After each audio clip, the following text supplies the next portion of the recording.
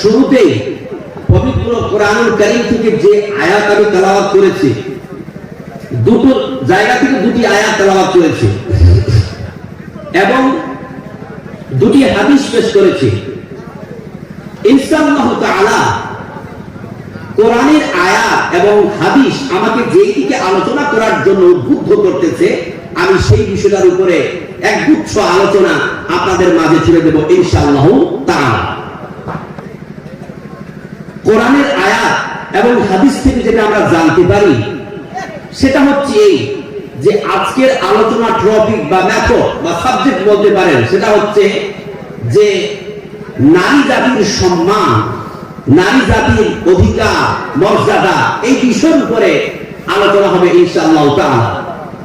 এবার আমার ভাইরা যুবকেরা হয়তো ভাবছে মনে মনে যে যখন নারী জাতিদের নিয়ে আলোচনা হবে তাহলে আমার থেকে করবোটা কি, তাই না? আসলে এমনটা নয়। আমাদের প্রত্যেকের ঘরে মা বোন আছে কিনা বলুন? আমাদের প্রত্যেকের ঘরে মা বোন আছে। তাহলে আমাদের জানা লাগবে না যে আল্লাহ তাআলা আমাদের মা বোনদের কি সম্মান দিয়েছেন, কি মর্যাদা দিয়েছেন, কি অধিকার দিয়েছেন, এটা আমাদের জানা লাগবে না? অবশ্যই জানা লাগবে। যদি আমরা জানতে চাই যে আমাদের প্রত্যেকের ঘরে মা বোন আছে, প্রত্যেকের ঘরে নারী অবস্থান করে আছে, আমাদের মা বোনদেরকে আল্লাহ তাআলা কি সম্মান দিয়েছেন, কি মর্যাদা দিয়েছেন, কি অধিকার দিয়েছেন, এটা যদি জানতে চান তাহলে আলোচনাটা চুপচাপ করে শুনুন মনোযোগ সহকারে।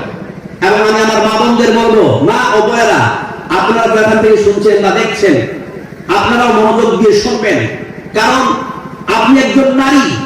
আল্লাহ আপনাকে কি সম্মান দিয়েছেন, কি মর্যাদা দিয়েছেন, কি অধিকার দিয়েছেন, এটা আপনার জানা খুবই প্রয়োজন। কারণ অনেক মা বোন আছেন যারা তাদের নিজের সম্মান মর্যাদা না জানার কারণে তারা উঠতে বসতে চলতে ফিরতে রাস্তাঘাটে যেখানে সেখানে তারা তাদের সম্মানকে অক্ষুণ্ণ করে চলেছে। আর যদি আপনি জানতে পারেন যে আল্লাহ আপনাকে কি সম্মানে সম্মানিত করেছেন, কি সম্মানে আপনাকে নওয়াজিশ করেছেন, তখন গিয়ে আপনি আপনার সতীত্বটাকে, আপনি আপনার স্বাধীনতাটাকে রক্ষা করতে পারবেন, এটা আমি আশাবাদী রাখি। ঠিক আছে? অতএব আপনারা মন দিয়ে শুনুন। দেখুন আমার মুসলমান ভাইয়েরা, একটু মন দিয়ে শুনবেন। এই জলসার মানে শুধু বিনোদন নয়, যেখানে আসবো একটু বিনোদন করে চলে যাব তা নয়। এটা আমি একটা ক্লাসিক্যাল মনে করে থাকি। আপনি মনে মনে ভাববেন যে আপনি একটা ক্লাসে বসে আছেন, ক্লাসের মতো করে আমি আপনাকে ইনশাআল্লাহ তাআলা সংক্ষিপ্ত সময়ের মধ্যে একটা বিষয়ের উপরে আলোচনা করে যাব। দেখুন, there are three main forms of women. নারী জাতিকে প্রধানত তিন ভাগে বিভক্ত করা যায়। কয় ভাগে বললাম? তিন ভাগে। Number 1, she is born and brought up. যখন নারী জন্ম নেয় তখন সে কন্যা। Number 2, after marriage she becomes wife. যখন তার বিয়ে হয়ে যায় তখন সে হয়ে যায় স্ত্রী। Number 3, after giving birth to children she becomes mother. সন্তান সন্ততি জন্ম দেওয়ার পর সে হয়ে যায় মা। সুবহানাল্লাহ বলেন না? তাহলে নারীর কয়টা রূপ পেলাম? নারী যখন জন্ম নিল তখন কন্যা, নারী যখন বিয়ে হয়ে গেল তখন স্ত্রী, আর নারী যখন সন্তান জন্ম দিল তখন কি? মা। তার নারীর সাধারণত তিনটা রূপ, প্রধানত তিনটা রূপ: নারী কন্যা, নারী স্ত্রী, নারী মা। কম্বাইন ভাবে নারীর এই তিন রূপের উপরে রাসূল সাল্লাল্লাহু আলাইহি ওয়াসাল্লাম কি বলেছেন আমরা জানবো। When a woman is a daughter, যখন একজন নারী কন্যা, then mercy for the father, তখন সে তার বাবার জন্য রহমত। And when a woman is a wife, যখন একজন নারী স্ত্রী, then blessing for the husband, তখন সে তার স্বামীর জন্য বরকত। And when a woman is a mother, যখন একজন নারী মা, then paradise for the children, তখন সে তার সন্তান সন্ততির জন্য জান্নাত। সুবহানাল্লাহ। সুতরাং আমরা জানতে পারলাম নারী যখন কন্যা তখন বাবার জন্য রহমত, আর নারী যখন স্ত্রী তখন স্বামীর জন্য বরকত, আর নারী যখন মা তখন সন্তানের জন্য জান্নাত। নারায়ে তাকবীর। আমার মুসলমান ভাইরা, ইনশাআল্লাহ তাআলা এই তিনটা টপিকের উপরে আমি আলোচনা করব, আপনাদের মন দিয়ে শোনা লাগবে। নারী যখন কন্যা তখন তার বাবার জন্য কি বলুন রহমত। নারী যখন কন্যা তখন বাবার জন্য রহমত। কিন্তু আমার মুসলমান ভাইরা, কন্যা রূপে নারীর সম্মান আর মর্যাদার কথা যদি জানতে চান তাহলে জামানায় জাহিলিয়াতের পর্বটা একটু জানা লাগবে, প্রাক ইসলামের সময়টাকে একটু জানা লাগবে। কারণ প্রাক ইসলামে জামানায় জাহিলিয়াতে প্রেয়ক ইসলামে নারীর রূপ যে কন্যা, কন্যা রূপে নারীর কোন সম্মান ছিল না, কন্যার কোন মর্যাদা ছিল না, কন্যার কোন অধিকার ছিল না। আরে তাদের অধিকারের কথা তো বাদ দিলাম, তাদের বেঁচে থাকার অধিকার পর্যন্ত ছিল। আল্লাহ রাব্বুল আলামিন বলেন ওয়া ইযা বুশিরা আহাদুহুম বিল উনসা জাল্লা ওয়াজহুহু মুসওয়াদ্দা ওয়া হুয়া কাযীম। জামানায়ে জাহিলিয়াতে বর্বরতার যুগে যখন তাদেরকে কন্যা সন্তানের সুসংবাদ দেওয়া হতো তখন তাদের চেহারাটা মলিন হয়ে যেত, কালো হয়ে যেত এবং তারা দুঃখে ভারাক্রান্ত হয়ে যেত। আমি কি বললাম? কন্যা হচ্ছে বাবার জন্য রহমত। কিন্তু জামানায়ে জাহিলিয়াতে বর্বরতার যুগে যখন তাদেরকে কন্যা সন্তানের সুসংবাদ দেওয়া হতো তখন তাদের চেহারাটা কালো হয়ে যেত, তারা দুঃখে ভারাক্রান্ত হয়ে যেত। কেননা তখন তারা আল্লাহকে বলতো, আল্লাহ তুমি আমার কোলে কন্যা দিয়ে কি বিপদটাই না আমার ঘাড়ে চাপিয়ে দিলা, কি আপদটাই না তুমি আমার ঘাড়ে চাপিয়ে দিলা।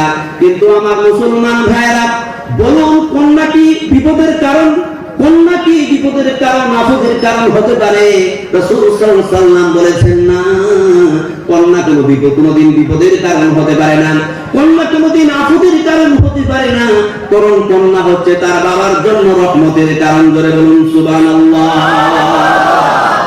কিন্তু জামানায়ে জাহিলিয়াতে বর্বরতার যুগে তারা কন্যাকে আপদের কারণ মনে করত, বিপদের কারণ মনে করত। আমার মুসলমান ভাইরা, জামানায়ে জাহিলিয়াতে বর্বরতার যুগে তারা কন্যাদের সঙ্গে কিরূপ আচরণ করত, কিরূপ ব্যবহার করত, ছোট্ট একটা ঘটনা আপনাদের সামনে উপস্থাপন করবো, আপনারা একটু মন দিয়ে শুনবেন। বানু তামিম গোত্রের এক লোক ইসলাম কবুল করার পর রাসূল সাল্লাল্লাহু আলাইহি ওয়াসাল্লামের কাছে এসে কান্না করতেছে।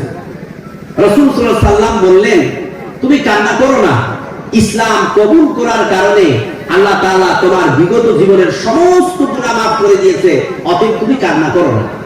লোকটা কিন্তু তাও কান্না করতেছে। রাসূল সাল্লাল্লাহু আলাইহি ওয়াসাল্লাম বললেন, আমি তো বললাম তুমি কেন কান্না করতেছো? ইসলাম কবুল করার কারণে আল্লাহ তাআলা তোমার যত গুনাহ ছিল সব মাফ করে দিয়েছে, তুমি কান্না করো না তো? লোকটা তাও কান্না করতেছে। লোকটা তখন বলে, ইয়া রাসূলুল্লাহ, ইয়া হাবিবাল্লাহ, আল্লাহ রাব্বুল আলামিন আমার জীবনের সমস্ত গুনাহ মাফ করে দিতে পারে, কিন্তু বোধহয় আল্লাহ রাব্বুল আলামিন আমার জীবনের একটা গুনাহ ক্ষমা করবেন না। আল্লাহ রাব্বুল আলামিনের নবী তখন বললেন, এমন কি গুনাহ করেছো, এমন কি পাপ করেছো যে তোমার মনে হয় আল্লাহ তাআলা সেই গুনাহটি তোমার ক্ষমা করবে না? লোকটা তখন বলতে লাগলো, ইয়া রাসূলুল্লাহ, ইয়া হাবিবাল্লাহ, আমার স্ত্রী ছিল আর আমার ব্যবসা সূত্রে বাইরে যাওয়ার কারণে সে উপস্থিত হয়ে গেল।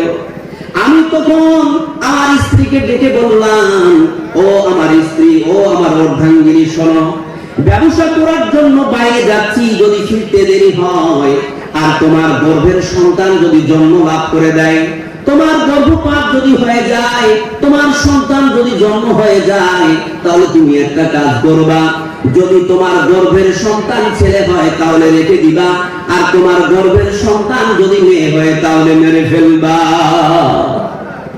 লোকটা বলছে, ইয়া রাসূলুল্লাহ, এরকম একটা জঘন্য আদেশ করে আমি চলে গেলাম ব্যবসা করার জন্য। বহুদিন পর ব্যবসা থেকে ফিরলাম, ফেরার পরে এইভাবে আঙ্গিনাতে একটা চেয়ারের উপরে আমি বসেছিলাম, আর দেখতে পেলাম চাঁদের মতো ফুটফুটে চেহারা একটা মেয়ে আমার চোখের সামনে এই দিক থেকে ওই দিক আর ওই দিক থেকে এদিক দৌড়াদৌড়ি করতেছে। আমি তখন আমার অর্ধাঙ্গিনীকে আওয়াজ দিয়ে বললাম, আমার স্ত্রীকে আওয়াজ দিয়ে বললাম, ও আমার অর্ধাঙ্গিনী, ও আমার স্ত্রী, এই মেয়েটাকে তো আমি চিনতে পারলাম না। তখন তার স্ত্রী জবাব দিয়ে বলে, ওগো আমার স্বামী, এটা অন্য কোনো মেয়ে নয়, বরং এটা তোমারই মেয়ে। লোকটা বলছে, ইয়া রাসূলুল্লাহ। এই কথা শোনার পরে আমি একটু রাগান্বিত হলাম আর বললাম, ও আমার স্ত্রী, যখন আমি ব্যবসা করতে যাচ্ছিলাম তোমাকে কি আদেশ করে গেছিলাম? তোমার কি মনে নেই? তুমি কি ভুলে গেছো? তখন তার স্ত্রী চোখের পানি ছেড়ে দিয়ে বলে, ও আমার প্রাণের স্বামী, তোমার সমস্ত কথা আমার মনে ছিল, কিন্তু যখন আমি সন্তান প্রসব করলাম আর আমার এই দুই চোখ আমার সন্তানের উপরে গিয়ে পড়লো, আমার সন্তানের প্রতি মায়া, মমতা, ভালোবাসার পারাবার এমন ভাবে উঠলো যে আর আমি আমার মেয়েকে মারতে পারলাম না। তোমার ভয়ে আমি আমার মেয়েকে দূর সম্পর্কের এক আত্মীয়র বাড়িতে লালন পালন করার জন্য রেখে দিয়েছিলাম। আজ যখন মেয়েটি বড় হয়েছে তাই নিয়ে এসেছি, বোধহয় তুমি আর তোমার মেয়েকে মারতে পারবে না। লোকটা বলছে, ইয়া রাসূলুল্লাহ, এটা আমার পাপের প্রথম অধ্যায় ছিল, পরের অধ্যায়টা আরো জঘন্য। বলছে, ইয়া রাসূলুল্লাহ, তখন আমি আমার স্ত্রীকে বললাম, ও আমার অর্ধাঙ্গিনী, ও আমার স্ত্রী, তুমি আমার মেয়েটাকে সুন্দর করে সাজিয়ে দাও, আমি আমার মেয়েটাকে নিয়ে একটু আত্মীয়র বাড়ি থেকে ঘুরে আসি। মেয়েটাকে সুন্দর করে সাজিয়ে দেওয়া হলো। আমি আমার মেয়েটাকে নিয়ে বিশাল এক জঙ্গল পার করে মরুভূমির এক নির্জন এলাকায় গিয়ে পৌঁছালাম। পৌঁছানোর পর আমি আমার থলির ভিতর থেকে মাটি কুড়ার একটা যন্ত্র বের করলাম। মাটি কুড়ার যন্ত্রটি বের করে এক জায়গায় আমি মাটি খুঁড়তে লাগলাম। যখন আমি মাটি খুঁড়তেছিলাম আর ওই ধুলগুলো এসে আমার দাড়িতে লাগতেছিল, আমার মেয়েটা দৌড়ে এসে দাড়ি থেকে ধুলগুলো ঝুড়ে দিয়ে বলে, আব্বা, তুমি এত কষ্ট কেন করতেছো? আমি বুঝতে পারতেছি না।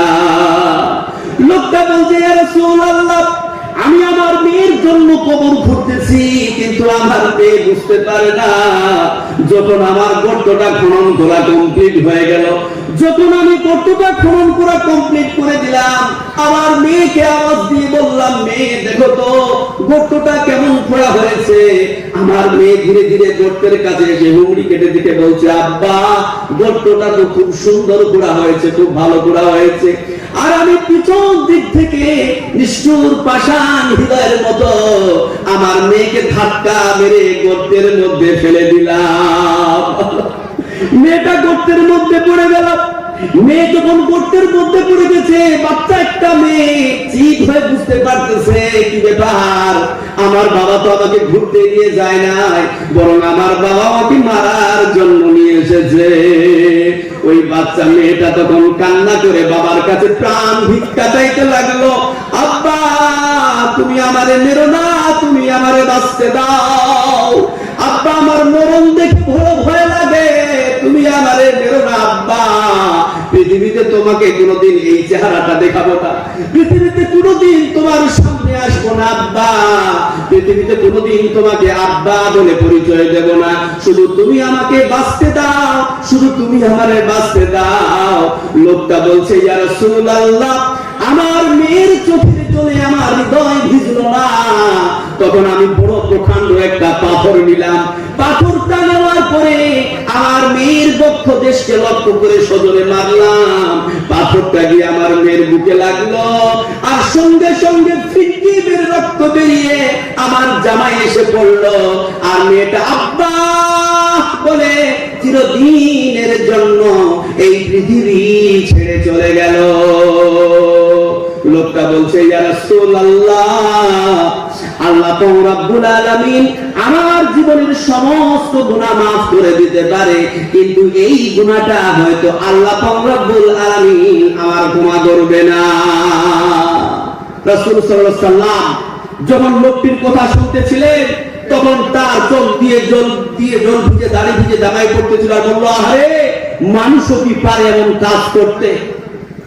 আল্লাহ রাব্বুল আলামিন পবিত্র কোরআন কারীমের মধ্যে বললেন ওয়া ইদাল মাউদাতু সুইলাত বিআইয়ি যামবিন কুতিলাত, জীবন্ত কবরস্থ কন্যা সন্তানকে সেই দিন জিজ্ঞাসা করা হবে কোন অপরাধের কারণে, কিসের কারণে তোমরা তোমাদের কন্যাদেরকে হত্যা করেছো।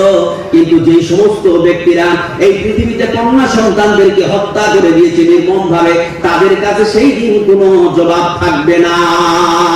আল্লাহ পাক রব্বুল আলামিন পবিত্র কোরআনের আয়াত নাযিল করে সেই কন্যাদেরকে পৃথিবীতে বাঁচার অধিকার ফিরিয়ে দিলেন। জয় বলুন সুবহানাল্লাহ। আল্লাহ পাক রব্বুল আলামিন স্পষ্ট করে কোরআনে বলছেন ওয়ালা তাকুতুলু আওলাদাকুম খাশিয়াতা ইমলাক, অভাব অনটনের কারণে, ভয়ের কারণে তোমরা তোমাদের কন্যাদেরকে হত্যা করো না, তোমাদের সন্তানদেরকে তোমরা হত্যা করো না। নাহনু নারযুকুহুম ওয়া ইয়্যাকুম, আমি তাদেরকে খাওয়াই এবং তোমাদেরকেও খাওয়াই। ইন্না কাতলাহুম কানা ফিতআন কাবীরা, নিশ্চয়ই তাদেরকে হত্যা করা বড় পাপ। জোরে বলুন সুবহানাল্লাহ। কি বুঝা গেল? কোরআনের আয়াত নাযিল করে আল্লাহ তাআলা যে কোনো সন্তানের কথা বলা হয়েছে, শুধু কন্যা ছেলে এমন নয়, সকল সন্তানকে হত্যা করা চিরদিনের জন্য নিষিদ্ধ করে দিল কে? বলুন আল্লাহ। এবার আমি আপনাদেরকে একটা প্রশ্ন করতে চাই, আল্লাহ তো কন্যা সন্তান হোক অথবা যে কোনো সন্তানই হোক না কেন হত্যা করা নিষিদ্ধ করে দিল, কিন্তু প্রশ্ন করতে চাই আদৌ কি এই পৃথিবীর মাটিতে, ভারতের মাটিতে কন্যা সন্তান হত্যা হচ্ছে কি হচ্ছে না? কে বলতে পারবেন? হ্যাঁ, হচ্ছে। আলহামদুলিল্লাহ। এনারা ডিপলি, এরা গভীর জ্ঞানের মানুষ, তারাই বলতে পারবে যে এখনো কন্যা সন্তান নষ্ট হচ্ছে। বিশ্বাস করুন আমার মুসলমান ভাইরা, কন্যা সন্তান এখনো পৃথিবীর মাটিতে, ভারতের মাটিতে এখনো কন্যা সন্তান হত্যা হচ্ছে, ব্যাপক পরিমাণে হচ্ছে।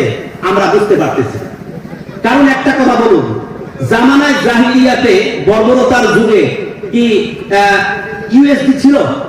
আল্ট্রাসোনোগ্রাফি, পেটের ছবি ছিল? ছিল না।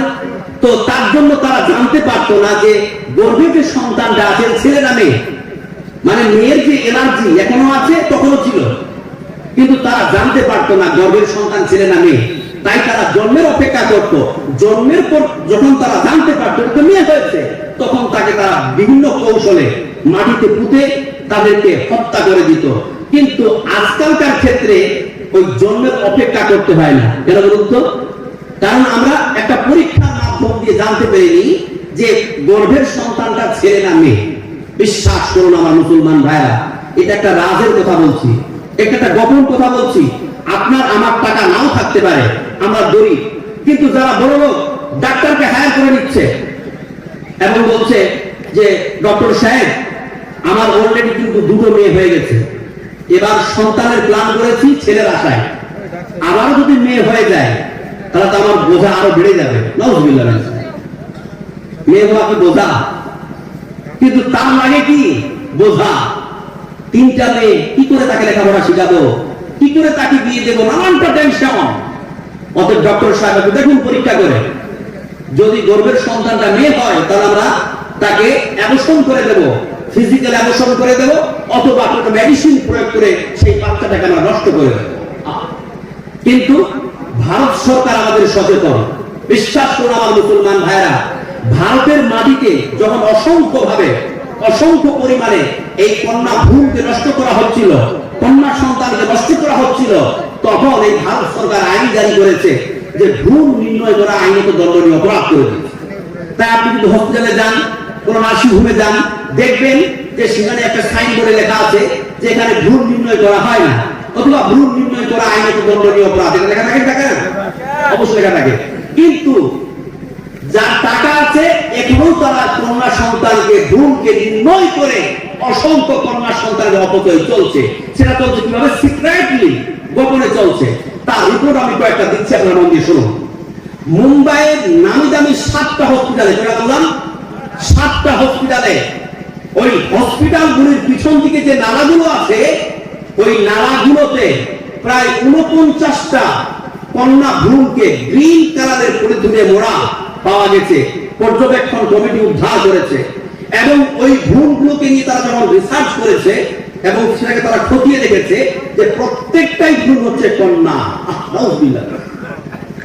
আমি প্রশ্ন করতে চাই, মুম্বাই ওই নামি দামি 7টা হসপিটালের পিছনে যে সমস্ত কন্যা ভ্রূণগুলো নষ্ট করা হয়েছে, ওই কন্যারা পৃথিবীর অপরূপ সৌন্দর্য দেখতে পেল না, পৃথিবীর এই সৌন্দর্য দেখতে পেল না, পৃথিবীর এই মুখ দেখতে পেল না। এই জন্য তোমরা ওই পৃথিবীর মুখ তাকে দেখতে দিলে না, কোন অধিকারে দিলে না। অথচ আল্লাহ রাব্বুল আলামিন বলেছেন, ওয়ালা তাকুতুলু আওলাদাকুম, তোমরা তোমাদের সন্তানদেরকে নষ্ট করো না। আমার মুসলমান ভাইরা, এখানে যে সমস্ত আমার তরুণ যুবকেরা উপস্থিত আছো, যারা বিয়ে করেছো অথবা যারা বিয়ে করবে, আমার মা বোনদেরকেও বলি, আপনারা একটু মন দিয়ে শুনবেন। খবরদার, যখন আপনার গর্ভে সন্তান এসে যাবে তখন ওই সন্তানকে কোনো মতেই নষ্ট হতে দেবেন না। রিজিকের মালিককে, রিজিকের মালিককে আল্লাহ। ওই সন্তানকে বের করে দিন, পৃথিবীর রূপ দেখতে দিন। কেননা আল্লাহ রাব্বুল আলামিন স্পষ্ট করে বলেছেন যে তোমরা সন্তানদেরকে হত্যা করো না। সন্তান যখন পৃথিবীতে আসবে তার রিজিকের ব্যবস্থা আল্লাহ তাআলা অবশ্যই করে দেবে। সুতরাং সন্তান হত্যা করা যাবে না, সন্তান কোনোদিন হত্যা করা যাবে না।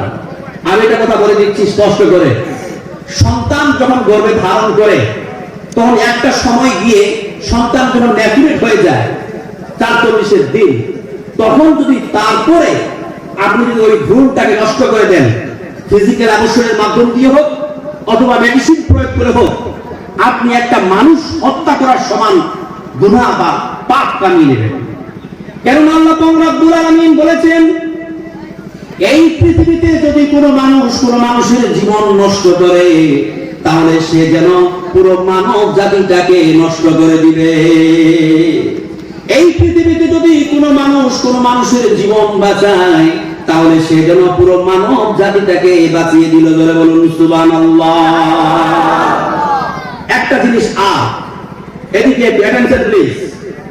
আমাদের মা বোনেরা যখন বারবার কন্যা সন্তানের জন্ম দেয়, আহারে ওই মাকে তার স্বামীর কাছ থেকে, শ্বশুর শাশুড়ির কাছ থেকে কত না ভৎসনার শিকার হতে হয়, কত না লাঞ্ছনার শিকার হতে হয়, কত না অপমানের শিকার হতে হয়। শাশুড়ি মা, ওই মা তার ছেলেকে বলছে, আরে হতচ্ছাড়া, তোকে বললাম যে এই মেয়েটাকে বিয়ে করিস না, মনে হচ্ছে এই মেয়েটার পেটে মেয়েই খাজানা ভরা আছে, তোকে বলেছিলাম ওই মেয়েটাকে বিয়ে করতে ভালো হতো।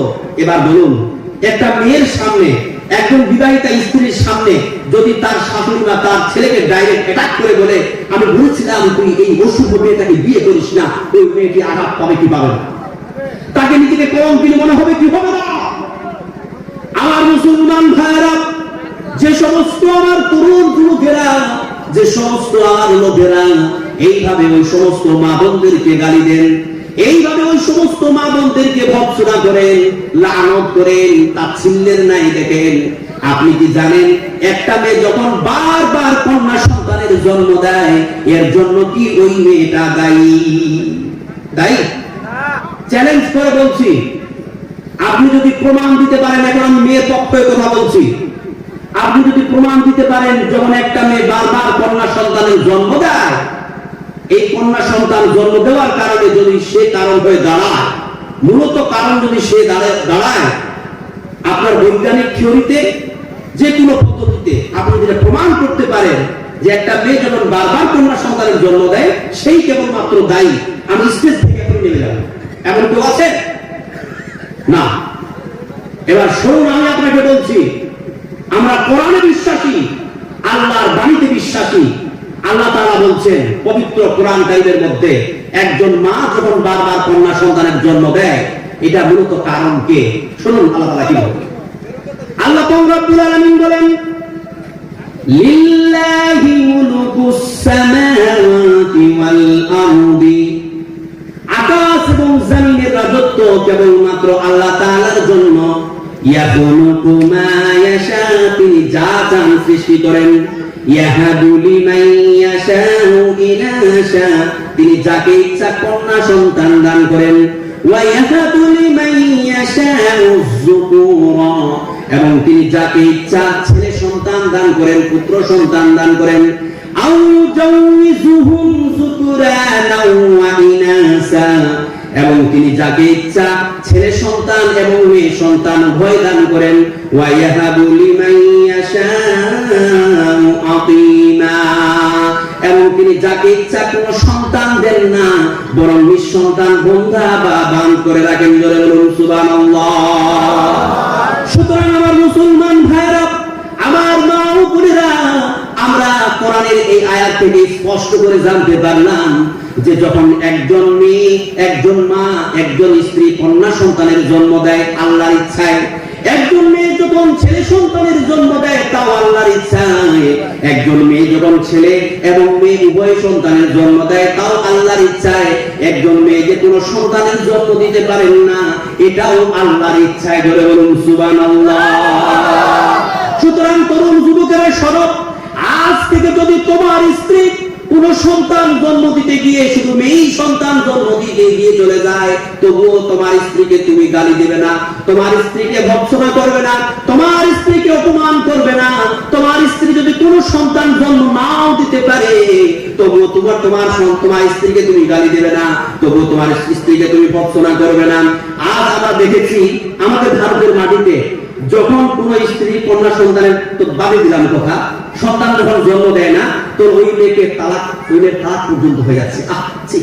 চিন্তা করেছে সে সন্তান দিতে পারলো না, কি করে? তার জন্য সে দায়ী? তাহলে একজন ব্যক্তি যদি কোনো কারণে কোনো কাজের দায়ী না হয়, তাহলে আপনি তাকে দোষারোপ যদি না ভাবেন, তাহলে আপনি তাকে তালাক দিলেন কেন? সে এখন যাবে কোথায়? সে কার কাছে থাকবে? তার সারা কে হবে? এটাকে আপনি ভাববেন না? তার সঙ্গে আপনি 7 বছর 5 বছর সংসার করলেন, বহু চেষ্টা করলেন বাচ্চার জন্য, যখন আপনার স্ত্রীর পেট থেকে বাচ্চা আসলো না তখন আপনি আপনার স্ত্রীকে তালাক দিয়ে দিচ্ছেন। মানে কি হলো? 7 বছরের ভালোবাসা, 5 বছরের ভালোবাসা কি হলো? কোথায় গেল? হ্যাঁ, আপনি একটা কাজ করতে পারেন, স্ত্রীর অনুমতিতে আপনি আরেকটা বিয়ে করতে পারেন, কিন্তু আপনি এটা করতে পারেন না যে তাকে আপনি পথের ভিখারি বানিয়ে দিবেন, তাকে আপনি লাখ মেরে বাড়ি থেকে বের করে দিবেন। খবরদার। বলুন আমার মুসলমান ভাইরা, আমরা যে আমাদের কন্যাদের সঙ্গে ব্যবহার করবো এই শিক্ষাটা আমরা কোথা থেকে নেব? বলুন তো, কোথা থেকে নেব? অবশ্যই রাসূল সাল্লাল্লাহু আলাইহি ওয়াসাল্লামের জীবনী থেকে নেব, তাই না? কারণ রাসূল সাল্লাল্লাহু আলাইহি ওয়াসাল্লাম হচ্ছেন আমাদের জন্য আদর্শ, আমাদের জন্য আইডিয়াল, আমাদের জন্য নমুনা। আমরা আমাদের কন্যাদেরকে কিরূপ ভালোবাসবো, কেমন ভালোবাসবো, এই শিক্ষাটা, এই বিদ্যাটা, এই ইলমটা আমরা রাসূল সাল্লাল্লাহু আলাইহি ওয়াসাল্লামের জীবনী থেকে নেব। কিন্তু আমি প্রশ্ন করতে চাই, উপস্থিত ব্যক্তিদের মধ্যে রাসূল সাল্লাল্লাহু আলাইহি ওয়াসাল্লামের বেসিক নলেজ আছে এরকম কতগুলো লোক আছে ভাই? কতগুলো আছে? রাসূল সাল্লাল্লাহু আলাইহি ওয়াসাল্লামের জন্ম কোথায়, মৃত্যু কোথায়, কত সালে জন্মগ্রহণ করেছেন, কত সালে মৃত্যুবরণ করেছেন, তার স্ত্রী কয়জন, তার ছেলে মেয়ে কয়জন, এই যে বেসিক নলেজ গুলো, তার বাকি জীবন কত, তার মাদানী জীবন কত, এই যে বেসিক নলেজ গুলো কতগুলো লোকের আছে? আরে 20% মানুষের নাই, মানে 80% মানুষের নাই, 20% মানুষের হয়তো আছে। কিন্তু ধিক্কার লাগে, আঘাত লাগে, যন্ত্রণা হয় অন্তরে। যেই নবী আমাদের জন্য আদর্শ, যেই নবী আমাদের জন্য আইডিয়াল, সেই নবীর বায়োগ্রাফিক্যাল চ্যানেল আমরা জানি, সেই নবীর হিস্টোরিক্যাল প্ল্যান আমরা জানি না, তার ইতিহাস আমরা কোনদিন ঘটনা করে দেখলাম না। নবী সাল্লাল্লাহু আলাইহি ওয়াসাল্লামের জন্ম কোথায় আমরা বলতে পারলাম না। আর ওই যুবকটাকে আমরা বলে দেখি যে বলতো শাহরুখ খানের বাড়ি কোথায়, চট করে বলে দেবে। আরে শাহরুখ খানের বাড়ি কোথায় বলা তো দূরের কথা, শাহরুখ খানের বাড়ির নামটা পর্যন্ত সে বলে দিবে, তাই না? ও যুবকেরা বলতে পারবা কেউ শাহরুখ খানের বাড়ির নাম কি? হ্যাঁ, মান্না। আহারে, কিন্তু রাসূল সাল্লাল্লাহু আলাইহি ওয়াসাল্লামের জন্ম কোথায় তোমার জানা? লজ্জা লাগে। তার ছেলে কয়জন? চটচট করে বলে দেবে, ছেলেগুলোর নাম পর্যন্ত বলে দেবে, কিন্তু মুহাম্মদ সাল্লাল্লাহু আলাইহি ওয়াসাল্লামের কয়টা ছেলে মেয়ে তার নাম কি বলতে পারবে না, লজ্জা লাগে। আমি প্রত্যেকটা মুসলমান ভাইদের কাছে আবদার করব, তরুণ যুবকেরা শোনো, তোমাদের বাড়িতে, তোমাদের ঘরে সর্বপ্রথম কোরআন থাকা লাগবে এবং তারপরে নবীর জীবনীমূলক গ্রন্থ থাকা লাগবে। নবীর জীবনী খণ্ডন করে নবীর জীবনীটা জেনে তোমার জীবনটাকে নবীর জীবনের সঙ্গে পরিচালিত করতে হবে। সুবহানাল্লাহ। আমরা আজকে নবীর জীবনী জানি না, কিন্তু আমি কয়েকটা তথ্য আপনাদের সামনে রাখবো। এখান থেকে বা এই দিক থেকে আমি মনে করি যে আমার থেকে আমার হিন্দু ভাইরা অনেক ভালো। কেন জানেন?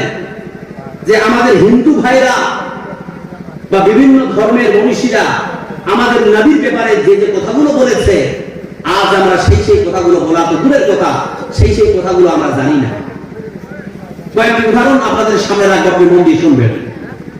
যদি আপনি ইংল্যান্ডের ব্রিটিশ মিউজিয়ামে যান, তো মিউজিয়ামের এন্ট্রান্সে দেখতে পাবেন সাদা পাথরের ফলকে লেখা আছে, as a father, as a teacher, as a lawgiver, as a lawmaker, as a reformer of the society, Muhammad is the superman of the world.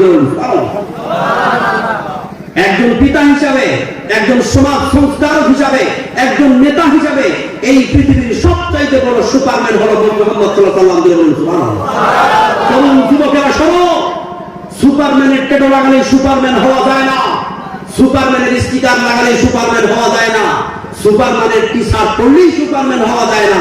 Superman হতে গেলে নবী মুহাম্মদ সাল্লাল্লাহু আলাইহি ওয়াসাল্লামের অনুসারী হওয়া লাগবে। সুবহানাল্লাহ।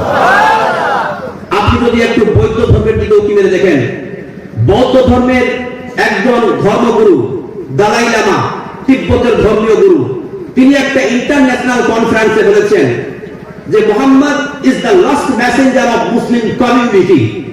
মুহাম্মদ সাল্লাল্লাহু আলাইহি ওয়াসাল্লাম কোন সাধারণ মানব নন, তিনি অবিসংবাদিত মানব হয়ে এই পৃথিবীতে এসেছেন। জোরে বলুন সুবহানাল্লাহ। বলুন এটা কার কমেন্ট? একজন বৌদ্ধের কমেন্ট, দালাই লামার কমেন্ট। সে কি মুসলিম?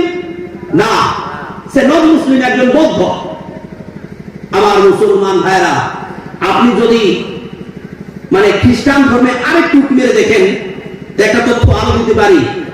খ্রিস্টান ধর্মের একজন বিখ্যাত লেখক যার নাম মাইকেল এইচ হার্ট, তিনি একটা বই লিখেছেন, the 100, A writing of the most influential personality of the world.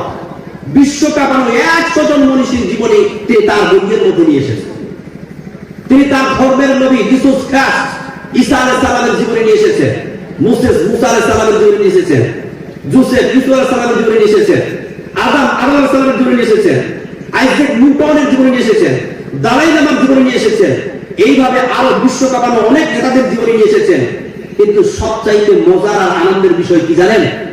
তিনি তার বইয়ের ফার্স্ট র্যাঙ্কিং এ প্রথম নম্বরে যার নাম নিয়ে এসেছেন, তিনি হলেন আমার প্রিয়, আপনাদের প্রিয়, সারা পৃথিবীর প্রিয় মুহাম্মদ সাল্লাল্লাহু আলাইহি ওয়াসাল্লাম। জোরে বলুন সুবহানাল্লাহ।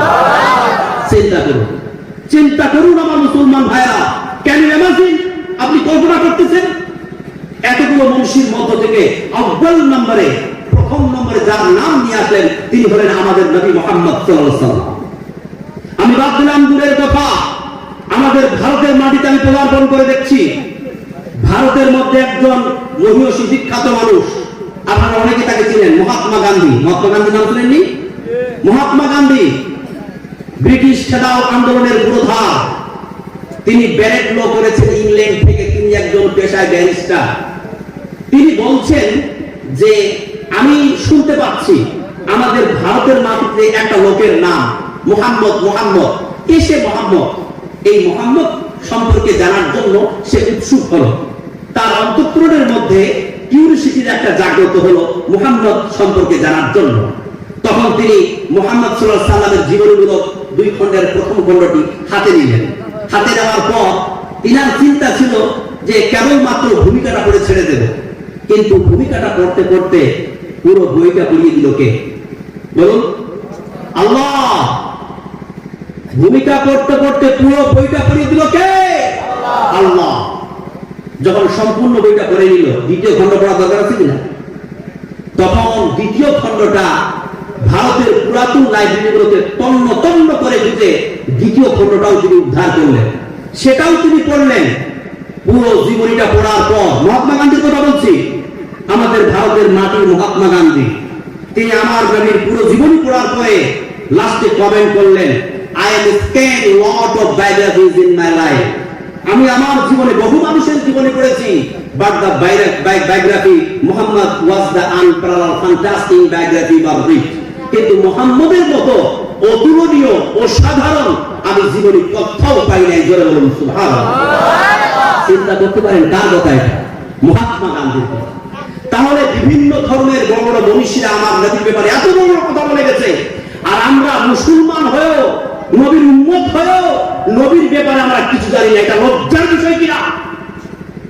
তরুণ যুবকেরা সরব, আমার মুসলমান ভাইরা, আমার বোনেরা সরব, আমাদের প্রত্যেককেই নবী মুহাম্মদ সাল্লাল্লাহু আলাইহি সাল্লামের জীবনী জানা লাগবে এবং নবী মুহাম্মদ সাল্লাল্লাহু আলাইহি সাল্লামের জীবনের উপরে আমাদেরকে পদার্পণ করতে হবে।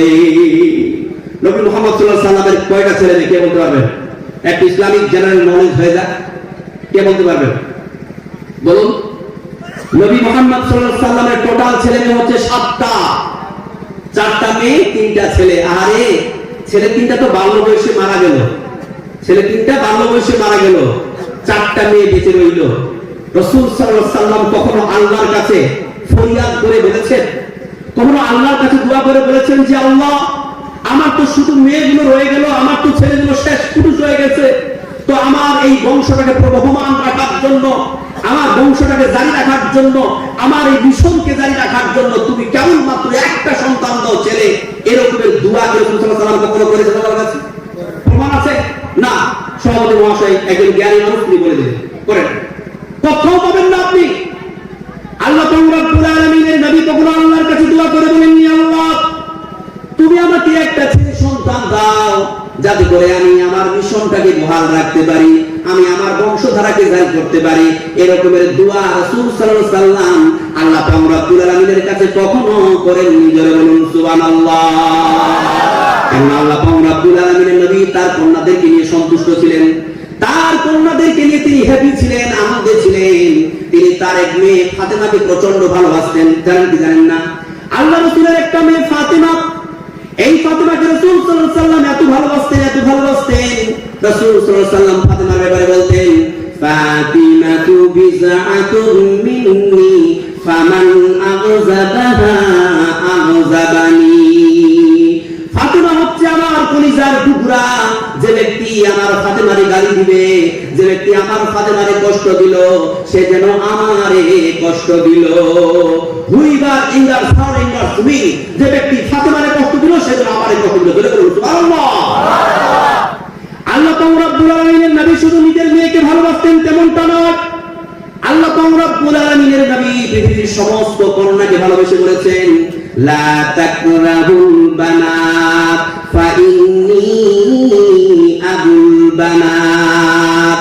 খবরদার তোমরা কন্যা সন্তানদের গালি দিও না, ভৎসনা করো না, কারণ আমি মুহাম্মদ কন্যা সন্তানের পিতা। বলুন সুবহানাল্লাহ।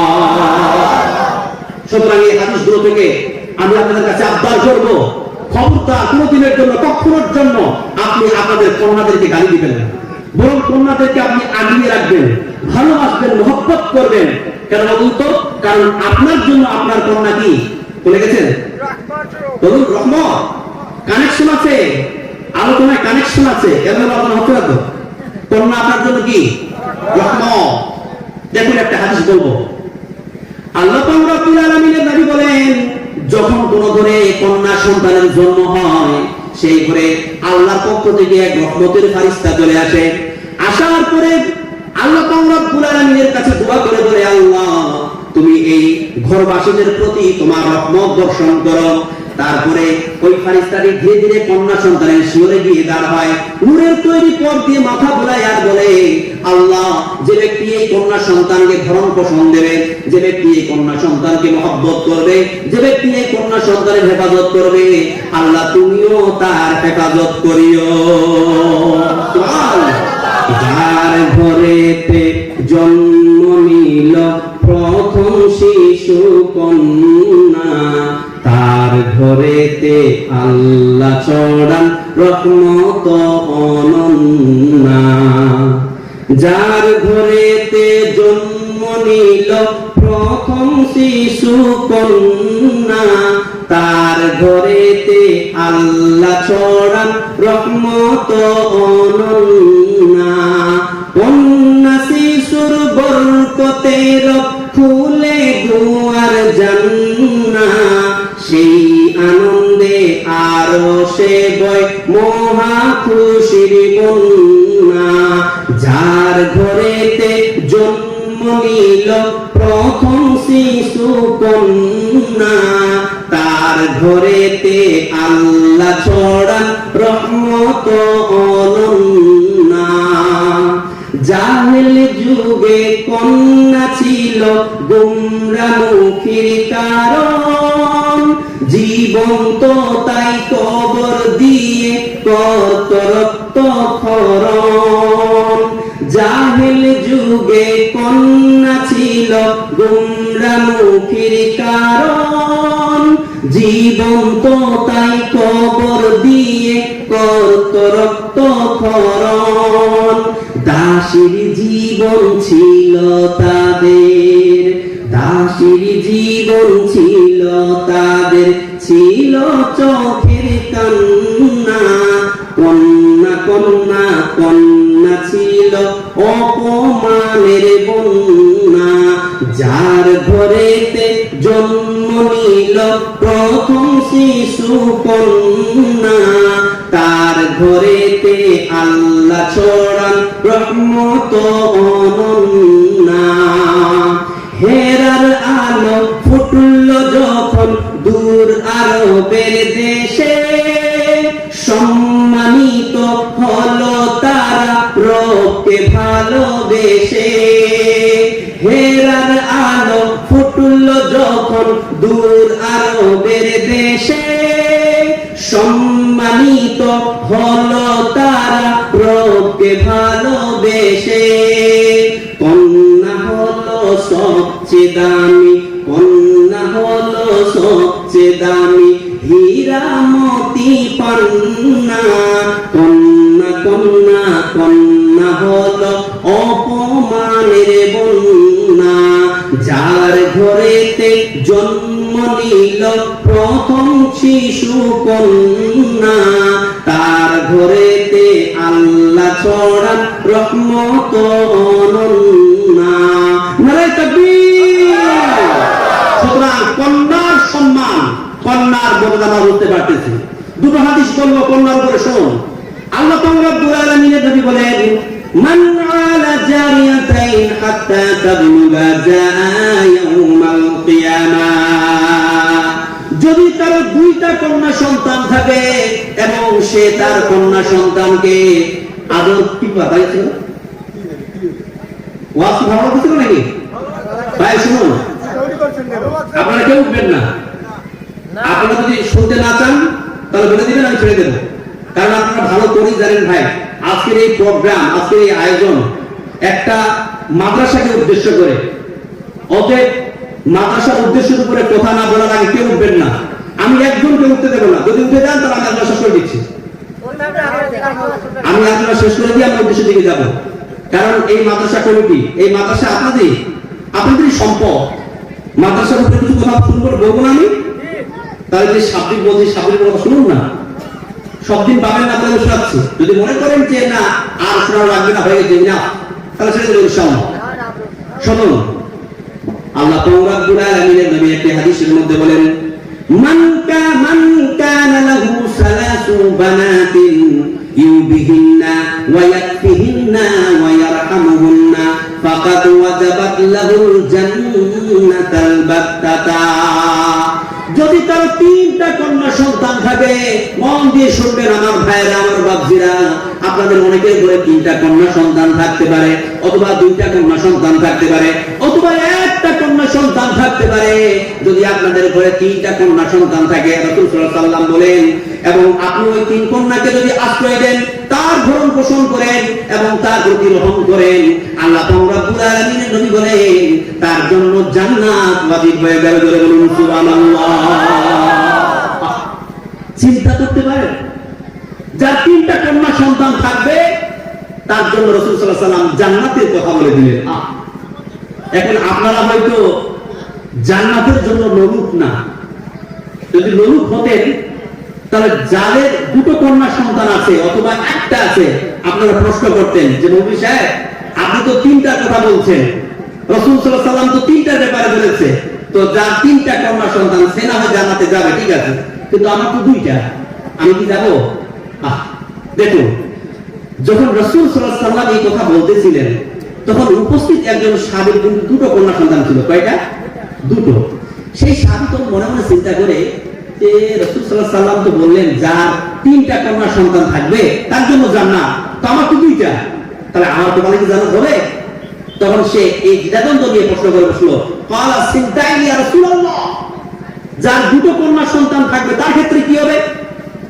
আল্লাহ রাব্বুল আলামিন বললেন, আল্লাহ রাব্বুল আলামিনের নবী বললেন যার দুটো কন্যা সন্তান থাকবে তার জন্য জান্নাত ওয়াজিব হয়ে যাবে। জোরে বলুন সুবহানাল্লাহ। শুধু তাই নয়, যদি কারো একটাও কন্যা সন্তান থাকে এবং সে তার কন্যা সন্তানকে সাবালিকা হওয়া পর্যন্ত তাকে আদব শিক্ষা দেয়, শালীনতা শিক্ষা দেয় এবং প্রাপ্তবয়স্ক হওয়ার পরে তাকে সুন্দর একটা ছেলে দেখে, চরিত্রবান একটা ছেলে দেখে পাত্রস্থ করে দেয়, বিয়ে দিয়ে দেয়, এতটুকু করলেই রাসূল সাল্লাল্লাহু আলাইহি ওয়াসাল্লাম বলেন ওই কন্যার পিতার জন্য জান্নাত ওয়াজিব হয়ে যাবে। জোরে বলুন সুবহানাল্লাহ। এত বড় অফার ছেলেদের ব্যাপারে দেওয়া হয়েছে। বলুন, একজন পিতা তার ছেলেকে কষ্ট করে মানুষ করে তাহলে জান্নাতের ঘটনা এরকম কোনো হাদিস আছে? নাই, মেয়ের ব্যাপারে আছে। কিন্তু তবুও দেখবেন কি যে ব্যাপার, আমাদের কিন্তু ফোকাস থাকে কার উপরে? ছেলের উপরে, মেয়ের উপর থাকে না। মেয়েগুলোকে আমরা বোঝা মনে করে থাকি, অথচ মেয়ের ব্যাপারে কত বড় কথা রাসূল সাল্লাল্লাহু আলাইহি ওয়াসাল্লাম বললেন এতগুলো কোরআন এবং হাদিসের মধ্যে। আসলে বুঝতে হবে, আমি লক্ষ্য করে দেখেছি, এটা আমি আসাদন করেছি, আমি আমাদের এলাকা গ্রামে দেখেছি যে কোন ছেলে, কোন লোকের তিনটা ছেলে আছে, মেয়ে নাই। বিশ্বাস করবে না, যখন তার বুড়ো বয়স এসে গেছে কোন ছেলে তাকে ভাব দেয় নাই। এক ছেলে লাভ মেরেছে তো আরেক ছেলের কাছে গিয়ে পড়েছে, আরেক ছেলে লাভ মেরেছে তো আরেক ছেলের কাছে গিয়ে পড়েছে, আবার ঘুরে ফিরে প্রথম ছেলের কাছে এসেছে লাভ খাওয়ার। লাভ খেয়ে জীবন যাচ্ছে, তখন সে বুড়ো বয়সে বলছে আল্লাহ যদি একটা মেয়ে দিতি তারা জামাইয়ের বাড়িতে গিয়ে থাকতাম। কিন্তু অভদ্র কথাকার, যখন তোমার ঘরে মেয়ে আসছিল তখন তুমি মেয়েটাকে অভিশাপ মনে করতেছিলে, আর তোমার ওই মেয়ের কথা মনে পড়েছে। বিশ্বাস করুন আমার মুসলমান ভাইরা, মেয়েদেরকে মূল্যায়ন করুন, মেয়েদেরকে বোঝার চেষ্টা করুন। যদি কারো ছেলেও না থাকে, যদি মেয়ে থাকে, বিশ্বাস করুন আপনার বুড়ো বয়সে মেয়েগুলো কাজে লাগবে। যদি আপনি ভালো জামাই পেয়ে যান, ভালো ছেলেকে পাত্রস্থ করতে পারবেন, দেখবেন আপনার মৃত্যু পর্যন্ত আপনার মেয়ের আপনাকে টেনে নিয়ে বেড়াবে। আমাদের গ্রামের একটা কথা বলি, তার 7টা মেয়ে, ছেলে নাই। তো সে একদিন বলছে, বয়স হয়ে গেছে, বলছে মেয়েগুলো আমাকে নিয়ে এত টানাটানি করছে, আমি বুঝতেই পারছি না কার বাড়িতে কতদিন থাকবো। হতে না হতে ফোনের ফোন চলে আসছে, বাবা তুমি আমার বাড়িতে আসো। ও বলে বলে ঝড় লাগিয়ে দিচ্ছে, না এই তো আসলো, থাকলো আর 7টা দিন, আরো 5টা দিন, এইভাবে ঝড় লাগিয়ে দিচ্ছে। দাদু মনে এত আনন্দ, সে বলছে যে আমি আমার মেয়েগুলোকে নিয়ে এত আনন্দ যে আমি যখনই যাই 7-8 দিনের জন্য যাই, মাছ মাংস ডিম ছাড়া কিছুই খাওয়াই না, এত প্রোটিন খাবার খাওয়াই, এত ভালোবাসে বলার শেষ নাই। তাহলে তার জন্য কি ওই মেয়েগুলো অভিশাপ হয়ে গেছে? খবরদার আমার মুসলমান ভাইরা, আমি কন্যার উপরে সাবজেক্টটাই বন্ধ করতেছি।